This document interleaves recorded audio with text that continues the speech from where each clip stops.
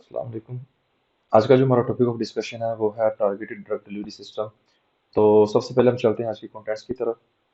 आज हम सबसे पहले डिस्कस करेंगे कि हमारे पास टारगेटेड ड्रग डिलीवरी सिस्टम होता क्या है, उसका इंट्रोडक्शन देखेंगे। उसके बाद हम उसकी आइडियल प्रॉपर्टीज देखेंगे कि एक डिलीवरी सिस्टम की टारगेटेड डिलीवरी सिस्टम की कौन कौन सी आइडियल प्रॉपर्टीज होती हैं।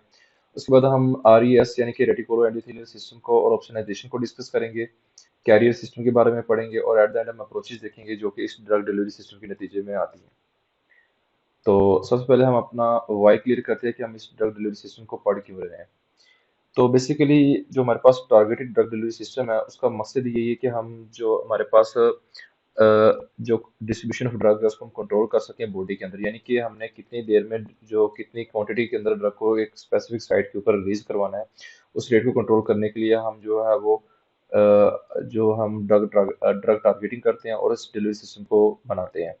यानी सिंपली हम क्या करते हैं कि ड्रग स्पेसिफिकली हमने जिस साइट पे जाके जिस टिश्यू पे या ऑर्गन पे या सेल पे एक्ट करवानी है अपनी मैक्सिमम कंसंट्रेशन में, तो उसके लिए हम इस डिलीवरी सिस्टम को बनाते हैं।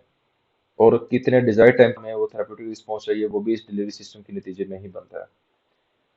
नेक्स्ट हम बात करते हैं इंट्रोडक्शन की।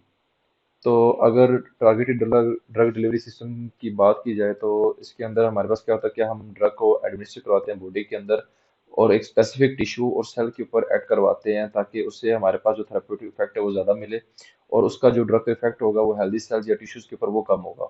इससे क्या होगा कि इससे हमारा वही जो थेरेप्यूटिक इफेक्ट होगा वो हमें जल्दी अचीव हो जाएगा और उसके साथ जो ड्रग के साइड इफेक्ट हो जाएंगे वो साइड इफेक्ट होंगे वो कम होंगे।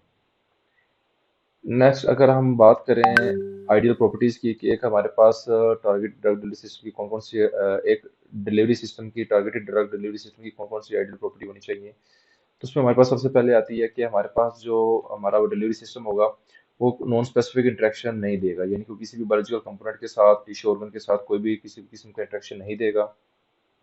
दूसरा ये कि जो हमारा टारगेट सिस्टम होगा वो नॉन टॉक्सिक होना चाहिए, यानी कि उसका साइड टॉक्सिक इफेक्ट या उसका जो एडवर्स इफेक्ट कोई ना हो लेकिन उसका वो थेरेपेटिकली एक्सेप्टेबल हो।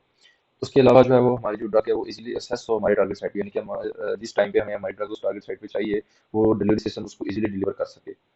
उसके बाद ये है कि हमारे पास जो ड्रग होगी वो रिलीज होगी उस डिलीवरी सिस्टम के नतीजे में रिलीज होनी चाहिए, ये ना हो कि उसको बाउंड करके रखे। उसके बाद ये है कि जो हमारी ड्रग हो वो रिटेन होनी चाहिए साइट के ऊपर। और लास्टली ये कि जो हमारे पास टारगेट ड्रग डिलीवरी सिस्टम होगा वो फिजियोलॉजिकल जो टारगेट होगा उसकी स्पेसिफिक होगा, यानी कि हम अगर ड्रग लीवर के अंदर लीवर सेल्स के ऊपर या हम एक्ट करवाना चाह रहे हैं तो ये ना हो कि हमारे जो डिलीवरी सिस्टम है वो ड्रग को स्टोमिक के या दूसरे ऑर्गन के सेल्स के ऊपर जाकर एक्ट करवाना शुरू कर दे, वो एक स्पेसिफिक साइट स्पेसिफिक टिश्यू या ऑर्गन के ऊपर जाके एक्ट करनी चाहिए। ये थी इसकी आइडियल प्रॉपर्टीज एक टारगेटेड ड्रग डिलीवरी सिस्टम की। अब हम बात करते हैं रेटिकुलो एंडोथेलियल सिस्टम के बारे में जिसको आप RES सिस्टम भी कहते हैं। इसका दूसरा नाम जो है हमारे पास वो है मोनोन्यूक्लियर फैगोसाइट सिस्टम। ये बेसिकली कंसिस्ट करता है ग्रुप ऑफ सेल्स और टिश्यूज के ऊपर जो कि बॉडी के अंदर इम्यून फंक्शन परफॉर्म करने में मदद करते हैं। अब ये करते क्या है कि ये जितने भी फॉरेन सब्सटेंस जो कि बॉडी के अंदर एंटर होते हैं उनको बॉडी से क्लियर अप करने में हेल्पफुल है ये। अब RES सिस्टम का टारगेटेड ड्रग डिलीवरी सिस्टम के साथ क्या लिंक है उसको हम अगर हम देखें तो हम basically targeted drug delivery system बना इसलिए रहे थे क्या ताकि हम ड्रग को एक स्पेसिफिक साइट पे या टारगेट पे जाके ऐड करवा सकें।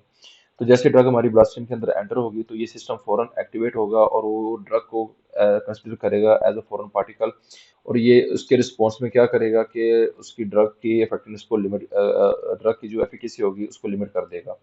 यानी ये क्या करेगा कि उसकी जो थेरेपेटिक इफेक्ट होगा उसको कम कर देगा, जिसके जरिए से क्या होगा कि जो हमारी ड्रग है वो थेरेपेटिक इफेक्ट शो नहीं करेगी और वो उससे जो हमारे पेशेंट कंप्लाइंस जो हम रिक्वायर्ड हमें जो हमारा रिजल्ट चाहिए वो नहीं मिल रहेगा। तो इस चैलेंज को ओवरकम करने के लिए हम ड्रग डिलीवरी सिस्टम को डिजाइन इस तरह करते हैं कि वो RES सिस्टम को इवेड कर सके, उसको बाईपास कर सके ताकि वो अपना ड्रग जो हम बॉडी के अंदर एडमिनिस्टर करवा रहे हैं वो अपना थेरेपेटिक इफेक्ट शो कर सके। मिसाल के तौर पे हम नानो पार्टिकल जो है उनको हम कोड करते हैं ऐसे मटेरियल के साथ जो कि RES सिस्टम के रिकॉग्नाइजेशन के अंदर ना आए, यानी RES सिस्टम उस पार्टिकल को रिकॉग्नाइज ना करे और हमारी जो ड्रग है वो अपने स्पेसिफिक टारगेट टिश्यू या ऑर्गन या सेल पे जाके इफेक्ट शो कर सके। ये बेसिकली कंसिस्ट करता है मोनोसाइट्स के ऊपर, इसके अलावा मोबाइल एंड फिक्स मैक्रोफेजेस भी इसमें होते हैं और इसके साथ एंडोथेलियल सेल्स भी इसमें होते हैं जिसमें बोन मैरो स्प्लीन लिम्फ और नोड्स वगैरह भी आ जाते हैं। अगर हम स्पेसिफिकली टिश्यू एंडोथेलियल सिस्टम की आरईएस सिस्टम की बात करें तो इसके जो है ये इसकी जो लोकेशन है ये लोकेट करता है हमारे टिश्यू सेल्स के टिश्यूज के ऊपर, specially skin, liver, spleen, bone marrow और लंग्स के ऊपर।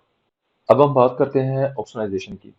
तो ऑप्सोनाइजेशन एक ऐसा प्रोसेस है जिसके अंदर क्या होता है कि जो भी फॉरेन पार्टिकल्स बॉडी के अंदर एंटर होते हैं या जो पैथोजन बॉडी के अंदर एंटर होते हैं तो वो कोट कर दिए जाते हैं ऑप्सोनिन्स से। यानी कि ऑप्सोनिन्स में हमारे पास एंटीबॉडीज वगैरह आती हैं तो वो उस फॉरेन पार्टिकल्स को क्या करती हैं, कोट कर देती हैं और उसको बॉडी में से क्लियर आउट करने की कोशिश करते हैं, क्लियर आउट कर देते हैं। और ऑप्सोनाइजेशन का जो है आरईएस ऑप्सोनाइजेशन का जो ड्रग डिलीवरी सिस्टम है उसके साथ एक डायरेक्ट लिंक है। यानी जैसे ही हमारी जो ड्रग है या हमारा जो डिलीवरी सिस्टम है अगर वो ऑप्सोनाइज्ड हो जाएगा तो वो जो मैक्रोफेजेस हैं जो कि वो इसको फॉरेन पार्टिकल्स के तौर पे कंसिडर करेंगे और इसको कोट कर देंगे और इसको बॉडी से क्लियर करवाने की कोशिश करेंगे, जिसके जरिए से क्या होगा कि हमारी जो ड्रग की एफिकेसी होगी वो बहुत ही लिमिट हो जाएगी, कम हो जाएगी, जिसकी वजह से हमें जो थेरापेटिक इफेक्ट होगा वो नहीं मिल रहा होगा। अब ऑप्शनाइजेशन में कुछ इंपॉर्टेंट फैक्टर्स हैं जो कंसिडर किए जाते हैं, जैसे कि पार्टिकल साइज।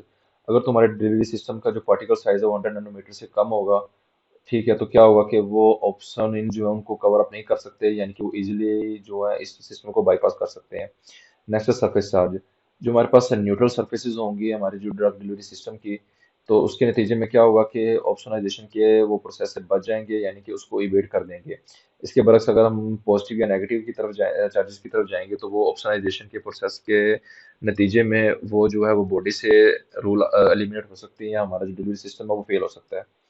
अगर सरफेस हाइड्रोफिलिसिटी की बात की जाए तो जितनी ज़्यादा हाइड्रोफिलिक सरफेस होगी उतने ही ज़्यादा चांसेस होंगे कि हमारा जो डिलीवरी सिस्टम है वो ऑप्शनाइजेशन को बाईपास कर सके और अपना थेरेपेटिक इफेक्ट जो है वो टारगेट साइट पे जाके शो कर सके। नेक्स्ट हम बात करते हैं कैरियर सिस्टम के बारे में। तो हमारे पास दो तरह के कैरियर सिस्टम आते हैं, एक हमारे पास आता है सोल्यूबल कैरियर सिस्टम और दूसरा हमारे पास आता है particular carrier system. Soluble carrier system में हमारे पास सिंथेटिक नेचुरल और सिंथेटिक वाटर सोल्यूबल पॉलीमर आ जाते हैं और पार्टिकुलर कैरियर सिस्टम में हमारे पास लाइपोसोम्स हैं, माइक्रोस्फेयर और नैनो पार्टिकल्स आ जाते हैं। तो ये था हमारा आज का टॉपिक। उम्मीद है लोगों को समझ आ गई होगी। अल्लाह हाफिज।